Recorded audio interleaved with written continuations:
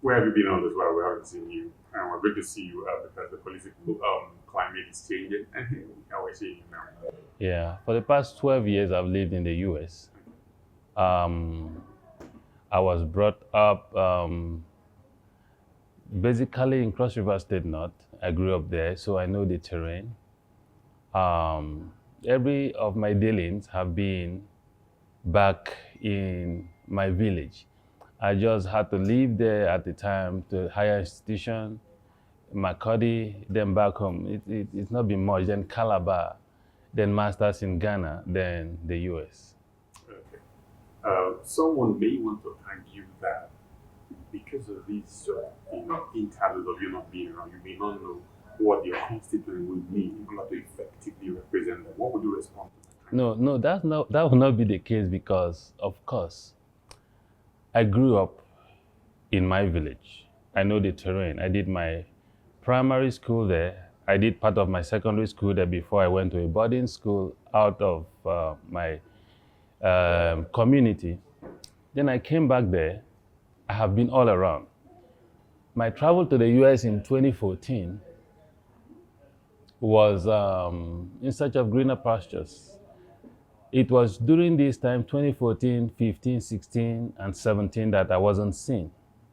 2018, 2019, 2021, 22, 23, 24, and 25. And now, I've been on ground. I basically come home twice a year. Except for some constraint, I will want to come once in a year. I have my parents live there in the village, so every now and then I check on them. I come take my dad to do his checkup, so I don't leave them alone. And I come, I don't just come and take them out, I come, I stay in my community. So I know the needs of our people. I am not just thinking, I'm not vying for a position where I have a need. I'm vying because I know the needs of my people.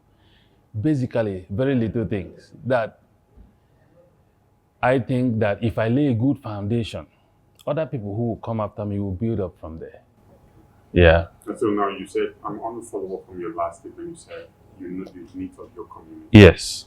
Someone from one come, someone from the past state constituency too will just want to say, what, okay, you say, you know, what are our needs? Let's say, how many words are there? What do you think they need the most that you want to address that will help them live better? Okay.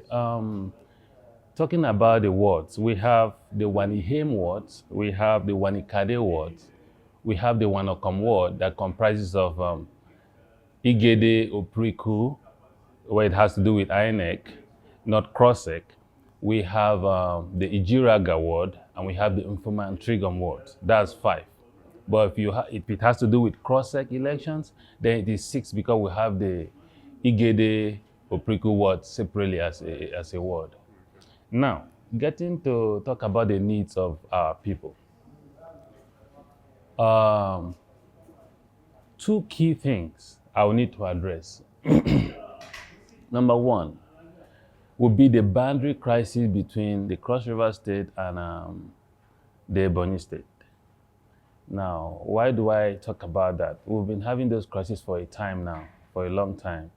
And it seems not to be addressed because each time we have those crises and we step back, we leave it alone as if everything had settled, it reoccurs, right?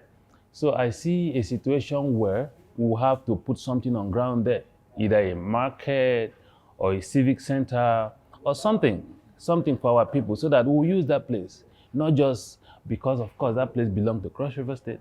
We're not just sending the people, hey, leave this place alone. When they shift backward and we leave the place alone, we are neither using the place nor the people using it.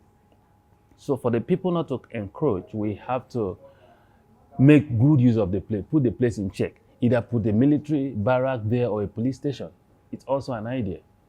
That is 1. Number 2, in the South Ukelle axis where I am from, we have this challenge of chronic road disaster. And of course, I see that as something we can do. I had come up with an idea as a person. I put it before our leaders. It's not everything we have to wait for the government. We can, as a people, we can do our own contribution and do our road the way we can annually. dues, you know. But that's not the dimension I want to go. The dimension I want to take is that basically the challenge of our road is during the rainy seasons, because the road have no channels where the water gush out, pour out. Now, prior to the rainy season, if you bring a tractor and a caterpillar to pave out ways for water and grade the roads, you are working on something.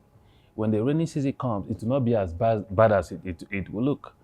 Now, that is one idea. Then making your voice heard to the government of the day. And it is not by force, it's an appeal. You don't have to be in government and be distant from those who are the higher echelon of power. You have to talk with them, convince them to come take a look at what is going on here.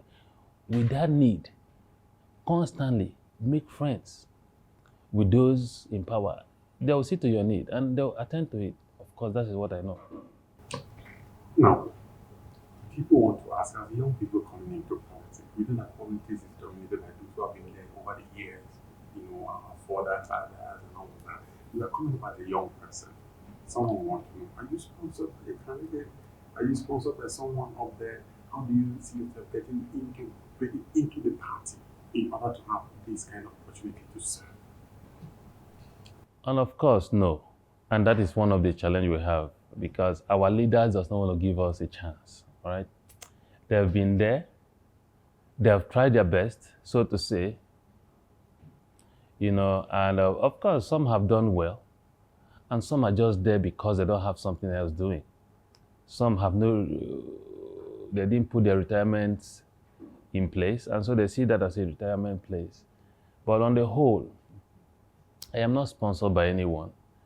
I feel led that I can do something different.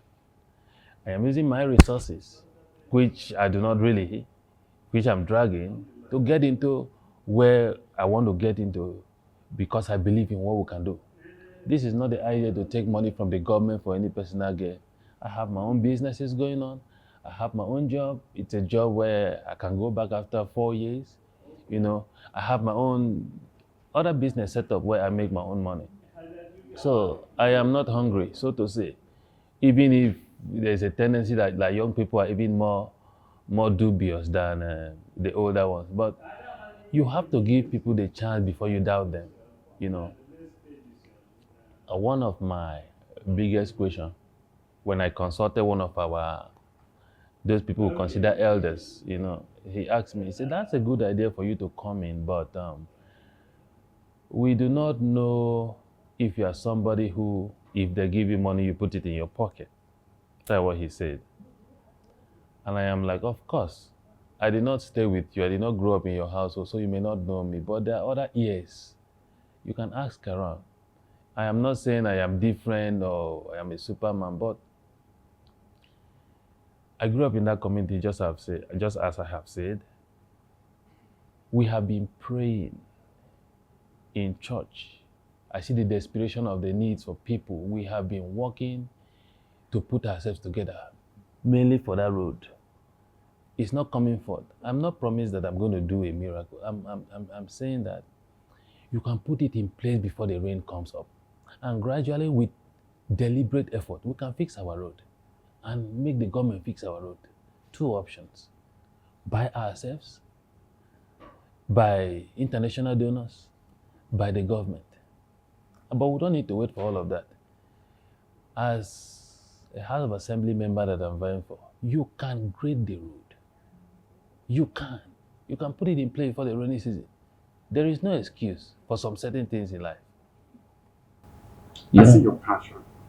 If the APC doesn't give you a ticket, do you see yourself switching to another platform in order to seek for the opportunity? Well, of course. I wouldn't want to answer that question yet, but that's a possibility. Because it seems to me that the person who is there is being promised a return ticket. So